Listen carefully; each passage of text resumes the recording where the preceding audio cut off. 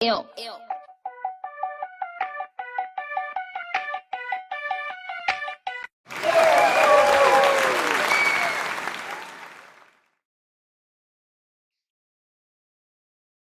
Oh, don't preach. I'm in trouble deep. Okay, sorry. Let's get serious. Let's get serious. Well, not serious. Well, eh. Today I will be doing a rant video. Um, this will be about stan culture. And how annoying it is. So I've recorded this 2 times before, but I messed up. Um, so I'm recording it again. And at the beginning of the video, the first recording I did, I talked about being in because I had a time period where I was in the Stranger Things and It fandoms, like really deep into it. I even had an edit account. I had two actually. I have two. I had two actually. Yeah, I remember I had one I made. I only did it for like a couple years. I had one I had. Um, it's called Mac.amp. Then I had another one that I made later on that was like made from an old Instagram account I had. I think it was the first ever Instagram account I made. It was called Leave Record S. So Leave Records. And that was because of an artist I used to listen to a lot named Christian Leave. He used to be a Viner, but anyways. But I just had a whole tangent in the beginning about that, but that wasn't the original point of my video. I was originally going to talk about Swifties and Arianators, Ariana Grande stands. So, firstly, for Ariana Grande stands, again, they're annoying. Most stands are annoying. Well, at least for pop stars, especially. K-pop stars. Oh, don't even get me started on K-pop stands. K-pop stands are actually insane. They're literally like they're like attack dogs, like an army. Like that's what they are called, army. I'm pretty sure that's one of their other names. But most pop stars in general, popular singers, have like really um people that are ready to defend them at any turn. But Arianators do this. They're just the same with Ariana Grande. Um, Recently, the whole thing. If you haven't kept up with pop culture or anything, with Wicked, she had an affair with her co-star Ethan Slater, who played Bach in Wicked, and also played SpongeBob in the SpongeBob Broadway musical. And they got together in late 2023. They were both married. Ariana Grande was married to Dalton, her husband Dalton Gomez. Um, who wasn't famous. He was just a realtor, real estate agent. They were together for barely 2 years. They had got together like during the pandemic. They had like a pandemic type of relationship. So that also could have been part of why it didn't last long because of that. I think it was like they kind of rushed into it. They were together for 9 months. I'm pretty sure. I also just to say this, I won't have all the facts straight about shit. This is just a rant, just me talking about shit. Okay, so sorry if I don't have like exact facts or whatever. Because some of this stuff I just watched, like I just watched a video recently about the whole thing with Ethan Slater and Ariana Grande, and I'm pretty sure she was together with Doug for about 9 months. Then they got engaged, then they got married. They were together for barely 2 years. Then Ethan Slater and his wife, they were together for a while. They were high school sweethearts. Together, I think, for like 10 years, and they had just had a baby. They had just had a newborn baby. Um, and she even like Lily J. She even had. I think the baby was only like 2 months old, and they moved to London because that's where they filmed Wicked, and she was there to support Ethan. And and then not too long after that, they got divorced, and now him and Ariana are together, and they've been together for going on over a year now. And it's just it's very, very devastating to Lily J. It's very, very devastating to to be with someone for so long and to think that you're finally starting your family, having a baby, and then not too long after that, for them to cheat on you, and now you're divorced. And she actually wrote an essay about this. I will link it below. She wrote an essay about this, um, about the situation, about specifically how it relates to her job as a therapist, and how she likes to have some sort of like bit of like privacy of her personal life away from her patients, and how this whole situation really fucked that up for her, you know? And because it's so public, because she was just a regular person, like she wasn't famous or anything. She was just a regular person, and to have that privacy taken away from her like that, and also affect her job, it's really messed up. And she also talked about, because I didn't talk about this in my other takes I did of this, but she also specifically talks to women who therapists for women who are pregnant. I'm pretty sure that was something that she mentioned specifically about women who are pregnant and going through maybe postpartum depression, things like that. And that just makes it even more like, just even more messed up, because it didn't just mess with her, it also messed with her job and her livelihood, you know, and how she talked about how painful it is to, because there's been a lot of promotion for Wicked, and they're going to continue because the second part is supposed to come out later this year, and how painful it is for her to see that, her to be constantly reminded of this, that has ruined her life, basically, has it's really upsetting. And I hope she's able to heal from this. I hope her and her kid are at peace, can be kind of at peace. Um, and I think that Ariana and Ethan are scum for what they did. I don't care about people bringing up any excuse in the book they can for Ariana. It doesn't matter.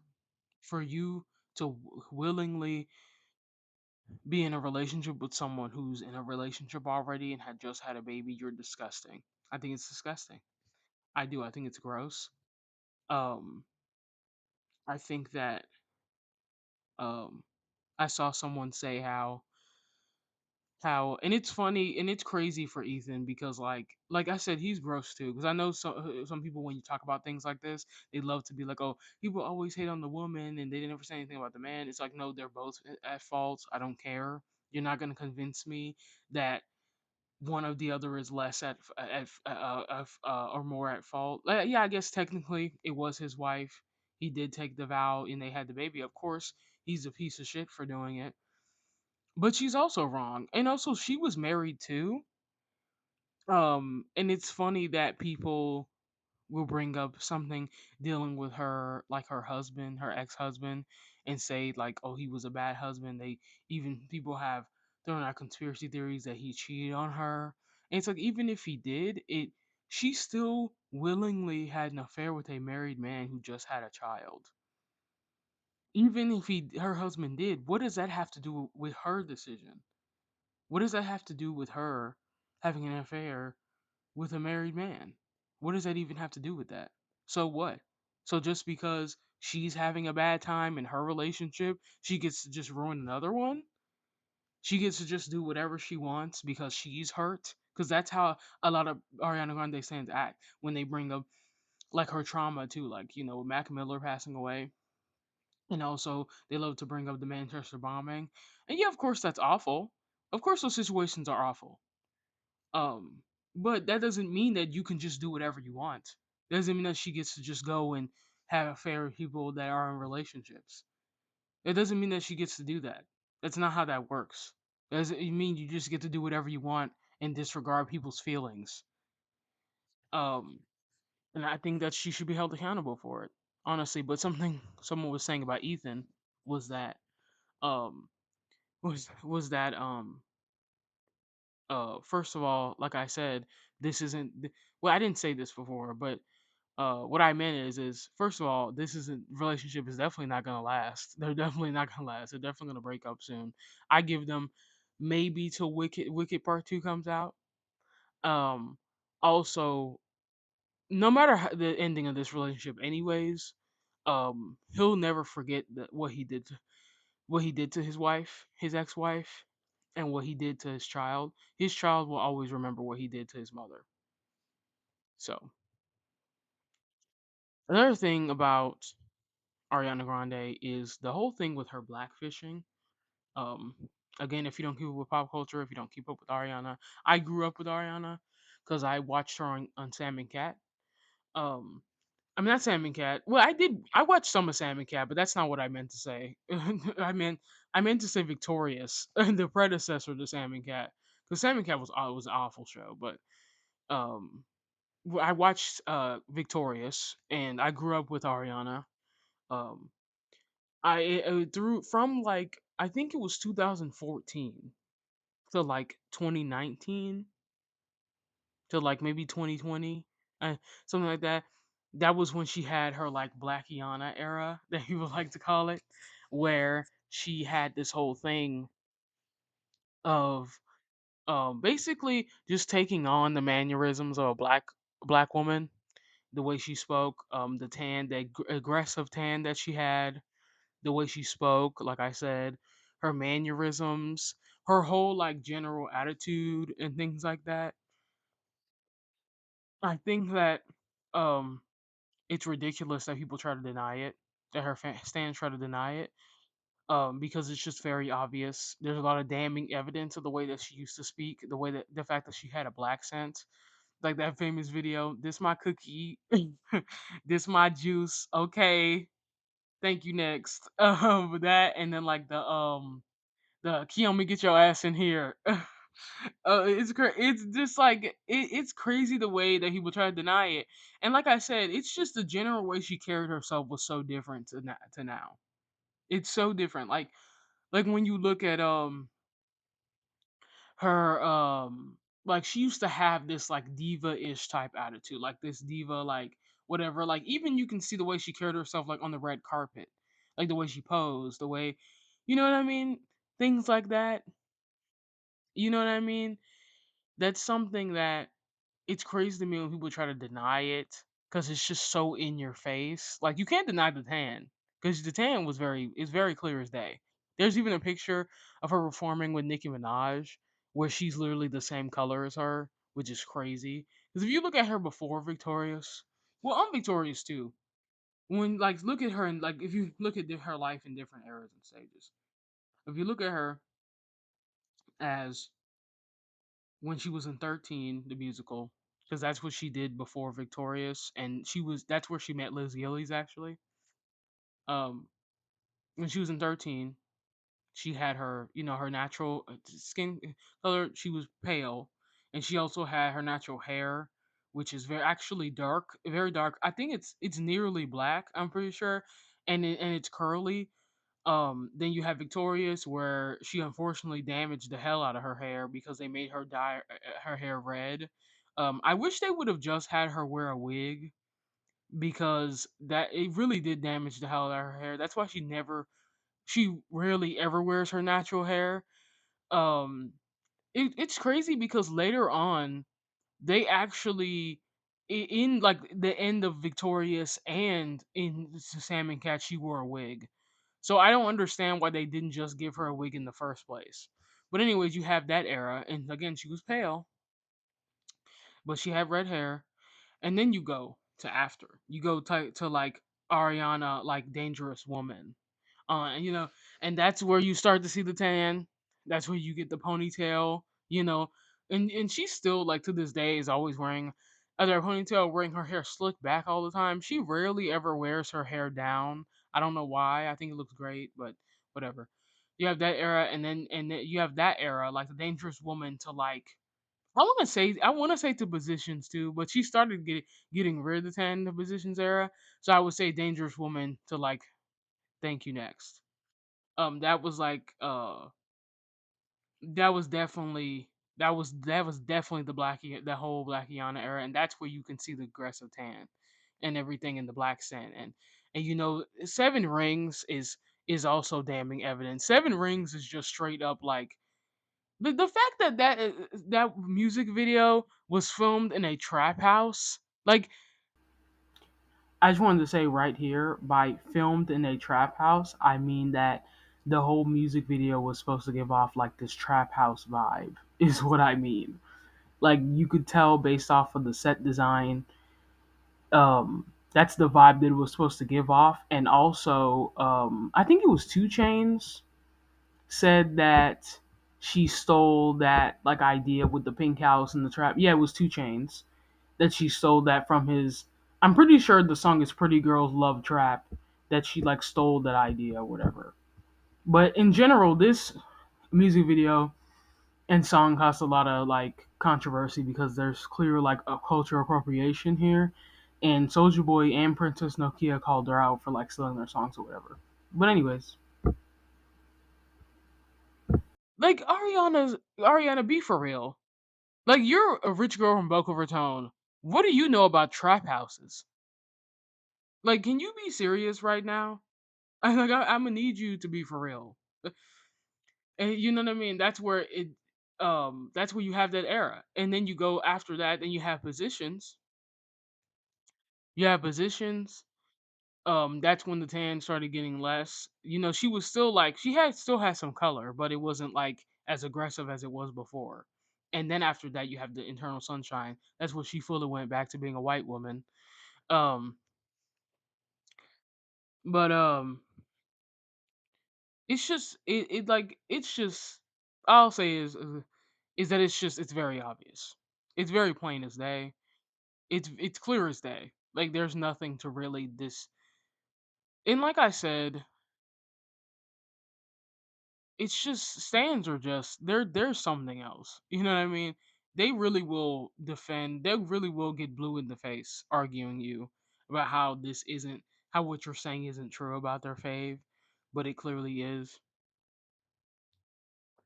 Also, in an interview, to go back to the whole thing with Ethan Slater, there's an interview she did with Zach Sang, who's like this dude who interviews a lot of celebrities, who I heard is an awful person and like basically sucks the fart out of Ariana's asshole. And they were had an interview where she was speaking about the whole situation, speaking about it, not really directly speaking about it, but like kind of skewing around it, like kind of like that thing that like speaking like a politician, like how politicians when they speak a lot of the time they speak in word salad and don't answer the fucking question. That she was kind of speaking in that way, and also clearly trying to use big words to sound smart. And I hate to say this because it sounds kind of misogynistic, but if you watch the interview, you'd understand what I'm saying. Okay, it's just I feel like when she speaks now, first of all, she speaks in this fake ass high ass like night fairy ass voice. I know she plays like a Glinda the Good Witch, but it's just it irritates me because it's just so fake. It's this fake ass voice that she puts on, but she speaks in this voice, this really high voice that's just very is obviously different from the way that she used to speak. Like very clearly different. They love to defend it by saying, "Oh, it's a vocal technique. Like she's trying to protect her voice." I don't care. Okay, I don't. That's not even what I'm talking about. It's not even just the fact that it's so high.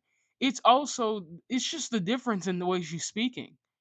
It's the dialect that's just very clearly different, and yet people still try to deny it. I'll see if I can insert a clip or something. Maybe I will. I don't know because I don't really want to edit this too much. Because like I said, it's supposed to be like more laid back, like a rant or whatever the fuck. But I maybe I will, or try to link something. But yeah, it's just very clearly so different from the way she used to speak. But she just is clearly trying to sound smarter. Like it's one of those things where people use big words to sound smart. That's what I get, and all the word salad. It's just annoying. It's like if you're not gonna answer any questions about it, like just don't talk about it. Then I'd rather you just not talk about it at all. Honestly. Another thing is when she has the whole thing about how I'm just so misunderstood. Like they just don't understand the situation. Then say what's going on. Then if you didn't have the affair, then just say it didn't happen. But you can't do that though because you know that's not true because you know you did it. That's why you can't just say it didn't happen. That's why you have to do all this word salad and try to make yourself look better, even though it's not helping you at all. It just makes you look worse, honestly. And trying to, I think she also said something about him being like, "Oh, he's a great father," and I don't like that people are tarnishing his name. It's like, no, he's not. You're not a great father. Your wife had your baby, and you went a baby that she almost died from because she had preeclampsia, and you went and had an affair. You're not a good father. You're not a good person. That's really that simple. It's like it's ridiculous. It's like you're not. It's like if you're not gonna directly talk about something, then just leave it alone. I'd rather you just not say anything, because it's annoying when he will play this whole game of trying to of talking about it, but then not actually answering the question. And I think she said something. I'm not sure if I just made this up, because maybe I did. Okay, give me a break. But I'm pretty sure she said something about it being like her about and her and Ethan being like it's this cosmic love that people don't understand.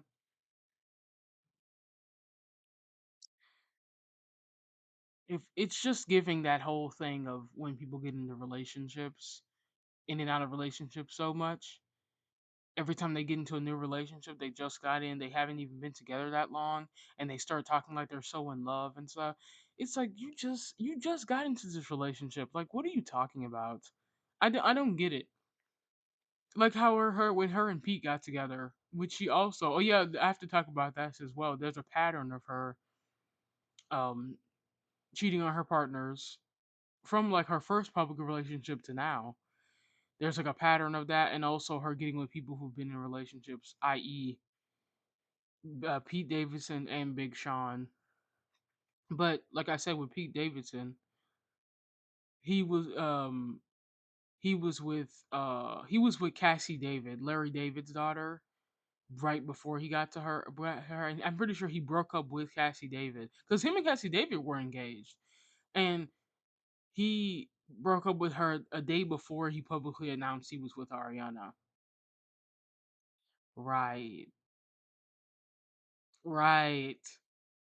And like a month after he was with Ariana, they were engaged, and he had tattoos of her. It's like, oh, y'all are too old for this, man. Like, y'all are too old for this. Too old.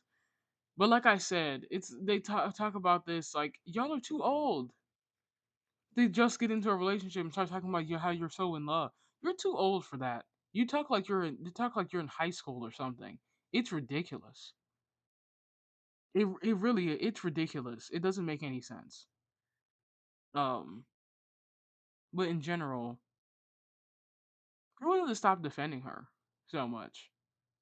Just because you like someone's art doesn't mean you have to defend everything that they do. Okay, like it's just not necessary. You don't know this woman. You may relate to her music and connect with her music. Her music may help you through things, but that doesn't mean you know her. You don't. So, for Taylor Swift, Miss T Swizzle, Miss Capitalist Barbie, um, everybody knows Swifties are insane. They're on the same level as Barb's pretty much. There's a lot to talk about. I could talk about, but I'm just gonna take things that I know. For one, people acting like Taylor Swift is like this kind of like huge activist, even though she's not. Um, she's very performative in her feminism. She only cares about feminism when it affects her. Um, she's one of those white women that love to weaponize feminism against people. Anytime you have any sort of valid critique against them, they like to claim that, oh, it's just you just hate me because I'm a woman. And Ariana, actually, to go back to Ariana, I know I was supposed to move on, but back to Ariana, she literally used that same defense in that video, in that interview with Jack saying, with Zach saying, she used that same defense where it was like, oh, the media just likes to tear apart women. I need you to be serious. I need you to be for real right now. I need you to be serious. I'd rather you just say you don't give a fuck. I already say, yeah, yeah, fuck that dude. after he just had a baby. I don't care. I don't give a fuck. Like I mean, you still be an awful person, but I'd rather you do that than put on this fake innocent act. But anyways, back to Taylor. Um, like that little joke that was made in Ginny in Georgia. That was, if you don't know, it's like this. I think it was I'm pretty sure Ginny said this joke where it was like something about how you gone through more men than Taylor Swift or something like that, which I think is just such a throwaway joke. I don't really think it's that serious, but whatever. And she called it out and claimed that it was misogynistic or whatever the fuck, and people went after the actress Antonia Gentry. They went after her and were racist toward her, and Taylor didn't call it out at all. Or when people call her, when there was this Nazi group that called her their Aryan princess, and she didn't denounce it. But you know what she did do though? She went and to someone made an article about the fact that she didn't announce it, which makes sense. They called her out. Obviously, it's what she deserved.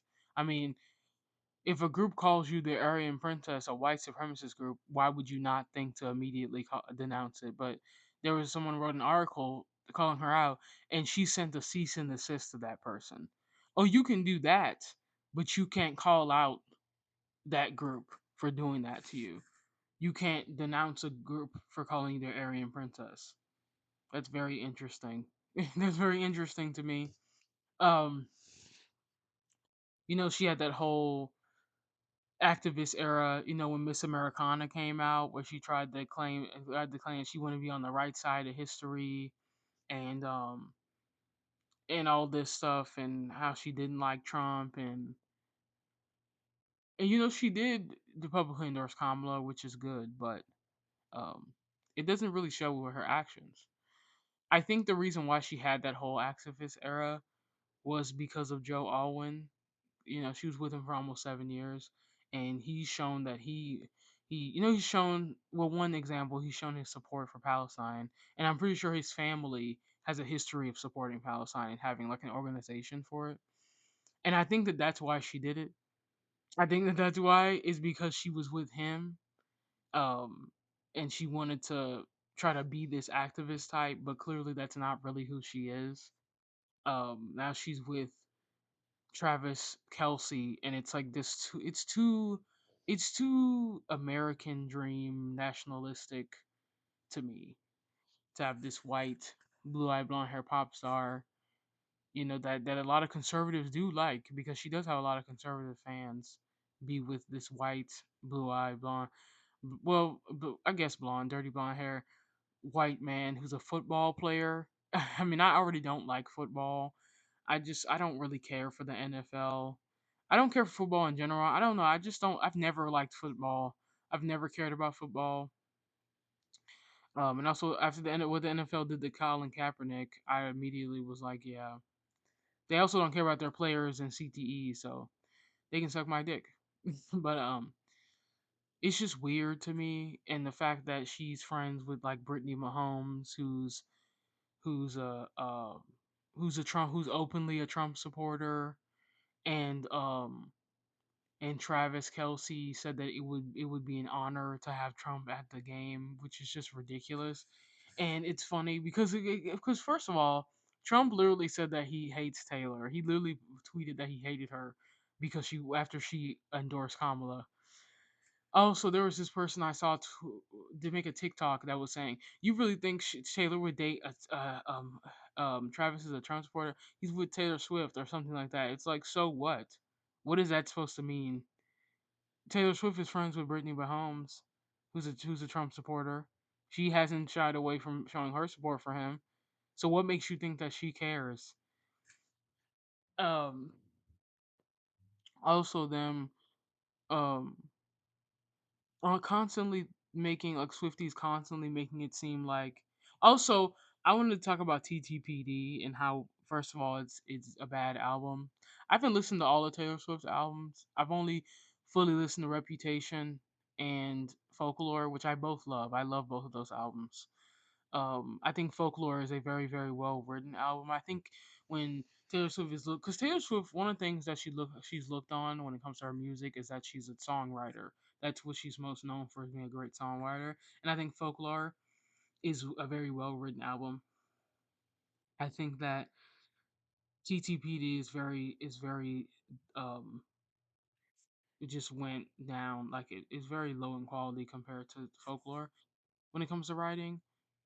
And it's funny that I think it's the Alchemy that's about Travis that has all this the football like stuff and analogies and metaphors. And it's funny that Meat Canyon in his Taylor Swift cartoon he did, where it's like Taylor Swift is like this like person who calls on her fans, like she has like a, you know, those like monster that have like these sort of calls. It's like something like that to call her fans when someone breaks up with her, because it does feel like that to an extent. He has like a parody song that he made for it, and it's funny that it predicted the TTP. It predicted that song, The Alchemy. It literally predicted that song. um with all the with all the football all the football metaphors and analogies, it literally predicted that song. It's so funny. But one thing I also love about Folklore is that as lyrically great it is, it's also very simple. It doesn't sound like someone is trying to use words to sound more smarter and is trying too hard, because that's also another thing that is in TTPD. Um, then what's another problem I have? Back to the whole thing about her being in relationships and her calling her fans to come and get the men who hurt her, who break up with her. That's another thing, is they always make her seem like she has to be a victim in her relationship. Like after they end, they'll love someone that she's with at first, that, like I said, they live vicariously through her. You know what I mean? They live vicariously through her, and they act like her partners are their partners. It's very weird. Um, and so when they break up with her, they act like they're getting broken up with, and they have to try to make it seem like she's a victim in some way. Like with Joe, they used to like that he was like super private with her, because their relationship was private, and she even says it in the Miss Americana doc that it was their choice to make their relationship private. And even now, it's clear that Joe is a very private person. No matter how much the Swifties try to tear him down, he doesn't say anything. Uh, and you can tell that that pisses him off even more. But but yeah, their relationship was private, and they liked that at first. But then now that they've broken up, and she made that one song Bejeweled that allegedly is supposed to be about him like dulling her shine or whatever, and now they're like, oh, he hid her away from us and all this stuff. They changed the narrative so quick. Like, it's funny seeing them defend Travis, that whole line like I said about the Super Bowl. But after they break up, they're gonna completely change on him. Like, they're gonna completely switch on him. It's gonna be hilarious. You know what I mean? um there's another relationship that people in general don't talk about much. It's her relationship with Connor Kennedy, which is the relationship is very creepy to me. She was with him when she was 22 and he was 17. And he was still in high school, and he had just lost his mom, who committed, if you know what I'm saying. There was a picture of him crying at her grave, and Taylor, it seems like the paparazzi may have been called here, and she was like staring right at the paparazzi while this kid is crying at his mom's grave. It's such a sinister photo. It's so sinister. It's really baffling, honestly. And it's in general baffling that people don't talk about this much.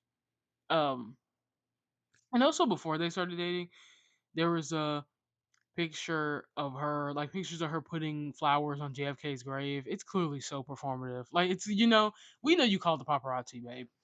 It's obvious that during this era, she was trying to get into the Kennedy family. She also was with his cousin Patrick Schwarzenegger before she was with Connor, and not too long after she started dating him, she bought a house near his family home, which is so creepy, so creepy. And the fact that people don't talk about this is insane. But just in general, and like when you bring up like their faults, like even when you bring that up, people try to claim, oh no, she had with him when he was 18. First of all, I still think it's weird. Like she was 22, 23. When you're that old, you should not even be with a teenager, especially someone that just turned 18, someone who's still in high school. Like that's weird. I don't care if he was an adult. It's still weird. It's still weird. Still creepy. You're Taylor Swift. You could date anybody. It's like like I've said before when I talk about this relationship. The age gap honestly is the least creepiest thing about it. The thing that's creepy is her obsession with trying to be a part of the Kennedy family. And they try to defend everything that she does. And like I said, just because you like someone's art doesn't mean that you have to defend everything that they do. You don't have to do that. You can just be normal. I've been in stan culture since I was 13, and I don't act like this. I don't think I've ever acted like this. Maybe I did when I was a younger teenager, but like even then, I still wasn't like a weirdo. I still didn't go around harassing people and things like these people do. Harassing people, doxing people because they say they don't like your fave. Who cares? Genuinely, who cares? When someone criticizes your fave, it doesn't mean they're criticizing you. And even if they were, you have to learn to take criticism.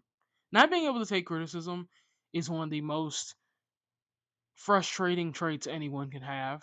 Um, but it's especially just eerie and um and just ridiculous when it's someone else. Like it's not even you. It's like why do you care so much when people say they don't like someone that like you like? Why do you care when someone say they don't like Taylor Swift or they don't like her and or they don't like her music? Why do you care so much? I don't get it. You don't even know this woman.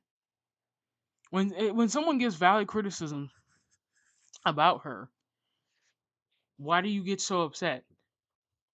Like genuinely sit and think with that. Think about that. Think about why you're so pissed. And it's because a lot of people, when it comes to their stands, a lot of the time they attach so much of themselves to this person, especially if it's someone they grew up listening to, or someone they may have been the same age. Because never mind. She started her career when she was like 17. Um, and maybe someone that was around the same age as her at the same time maybe grew up with her, and they start attaching so much of themselves. It's like, no, you're not her though. You're not this person. You don't know her. You don't know her because a lot of them do act like they do, but you don't know this woman. You don't know her. Why do you feel the need to defend her so badly? Like she's not gonna come to your house and give you a personal thank you for defending her on Twitter because somebody said they didn't like her music. Who fucking cares? Who cares? Not everybody's gonna like the stuff that you like. Not everyone's gonna like your music. I mean, they're gonna like the music that you like. Music, art is subjective. People like different things. People have different opinions. It just seems like people aren't allowed to have opinions anymore. Especially if you dislike something that happens to be popular. I hate when people say things like, you just don't like this because it's popular and you just want to be different. That's not always what if I just don't like it? Is it really that serious? Like every time there's the award season comes around, because we're in award season. The Grammys just happened, and TTP didn't win anything, which I'm glad it didn't. I don't think it deserved anything. And this year was like this year was a good year for music, and I think there was a lot of competition here. And as well, to caveat, there are a lot of people that were upset that Hit Me Hard and Soft didn't win anything, but I just think there was a lot of stiff competition. Personally, I think Hit Me Hard and Soft was mid compared to Billy's other albums. I think her other albums were better. I didn't listen. I didn't listen to Happier Than Ever. I listened to some of the songs. I didn't listen to the whole album. I listened to her for all of her EP, Don't Smile at Me, and all of her first album, When We All Fall Asleep, Where Do We Go? I love them both. They're they have very experimental production and sound and stuff. and I really liked it. But Hit Me Hard and Soft was kind of mid in my opinion, and I am not surprised it didn't win much. I think Birds of a Feather could have won maybe something. Other than that, I just don't think like people are mad that Cowboy Carter won over album of the year over it, but I don't think it was anywhere near being album of the year. I think Cowboy Carter.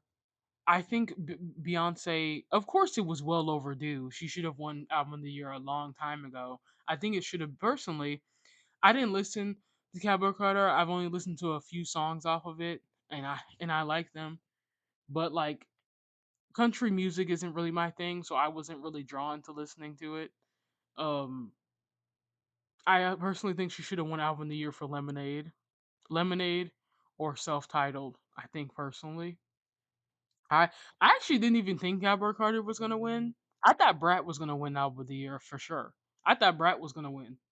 Personally, I think if we had to go, because it's funny that when people talk about this, they're like, "How Hibby Heart and Soft wasn't even runner up," and I agree. I don't think it was. I think it was if it wasn't Cowboy Carter, it would have been Brat, then Short and Sweet, then Rise and Fall of Midway Modern. What was it? Rise and Fall of a Modern. No, Rise and Fall of a Midwest Princess. Then maybe Hit Me Hard and Soft, and then TTPD. That's how I thought it would have been, personally. Um, I think that every time, like I said, every time award season comes around, people act like their opinions are like what these other people are judging off of. They act like their opinions are the only ones that matter.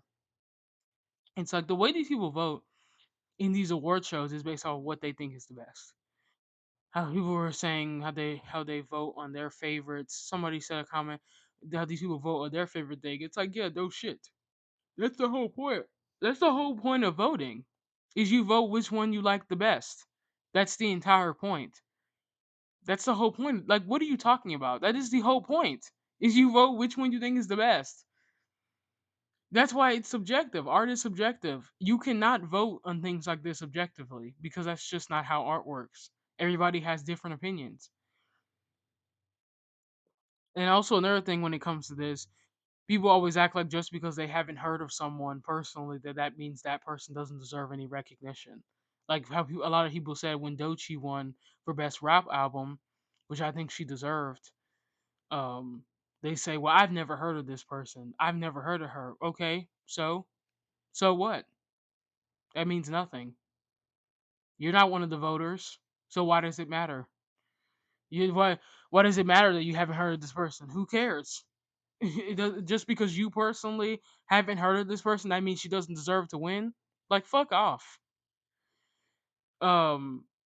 Also, what was I? What else was I gonna say? I'm so happy that Chappie Ron won a Best New Artist. I definitely thought it was between her and Doechii to win Best New Artist. By the way, um, and of course you get the industry plant allegations. People always do this to young girls when young women and young girls get recognition and start getting super popular. They love to cue the industry plant allegations. Um, just because someone blows up like suddenly doesn't mean that they're an industry plant. Doechii has been at this for years. She isn't. Same with Chapel because people also accuse her of being an industry plant. She's been making music for a decade. Same with Sabrina as well. And Sabrina was on Disney. Like she didn't just become famous. She was literally on Disney. Like sorry that it took these people years to get their recognition, which is how it works a lot of times with art. A lot of times it takes years for people to make it. Not everybody is gonna just immediately become popular. Like let's say for example, like with Billie Eilish. Like Billie Eilish has been popular since she was very young. But even then, people still called her industry plant. I remember because people never say this about dudes. People never say this about dudes. Like Benson Boone, for example, he was one of the ones nominated for Best New Artist, and he has this song called "Beautiful Things" that has been popular on TikTok. And nobody, I have yet to see anybody accuse him of being an industry plant. And he's also a young dude. He's only 22. But of course, they do it with the young girls. because they swear, well, I don't know this person. They're just now becoming popular, so they have to be an industry plant. It's like it's not that serious.